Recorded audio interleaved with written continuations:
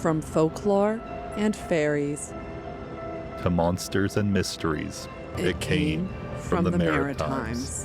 Howdy everyone, welcome to It Came From The Maritimes, an Atlantic Canada folklore podcast. Today we've got a Maritime minis for you. I'm Evan, and this is my co-host Chelsea. Hello there. Today's topic is the bovine-eating beast, known as the Cranberry Lake Critter. As a warning, this episode discusses death of animals and alcohol abuse.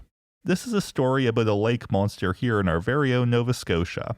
Before I get into this too much, I will say that there are dozens of cranberry lakes in Nova Scotia, but from what I can tell, this story is based on the one north of Sydney, near Likachik and the former site of the Tim Hortons Jesus. Two very important Cape Breton destinations. They really are.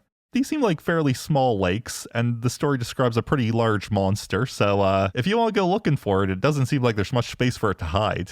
Subterranean tunnels. Maybe. So the story starts in 1927 when a man named Alan Maccabee was out in the field looking for some wandering cows. He was following the tracks which led him to a nearby lake.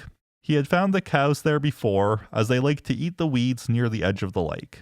Usually the cows would wade a bit deeper in, but when he found them, they appeared startled and were standing closer to shore.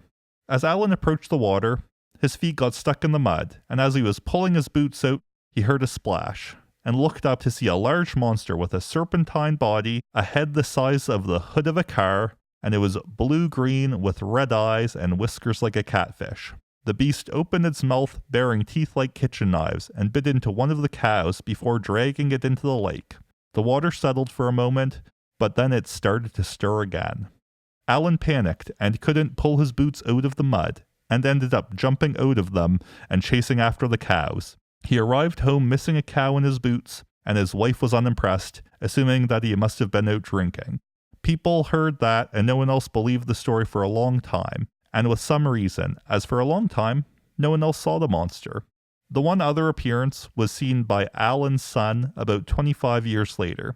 He was out fishing at Cranberry Lake when he saw the water rumble as something moved quickly under the surface. The same monster shot out of the water like a missile and grabbed a bird out of the air. It then sank under the water and didn't appear again. Following that, there have been no reports of the monster that I could find. What do you think, Chelsea? My goodness, I certainly wouldn't go fishing on Cranberry Lake after seeing that. I was about to say, he really didn't trust his dad if he went back around there, but hey, who knows? No, he didn't. Yeah. Thank you so much for joining us for this episode of It Came From The Maritimes. You can find us on social media, on Instagram, Facebook, and TikTok at It Came From The Maritimes, on Blue Sky at ICFT Maritimes, and if you have any Atlantic Canada folklore you would like to see covered in a future episode, or any spooky encounters of your own, email us at itcamefromthemaritimes@gmail.com. We also have a Patreon, so check us out if you want some bonus content. If you enjoy our podcast, please consider leaving us a 5-star review. It helps people find us. Thanks.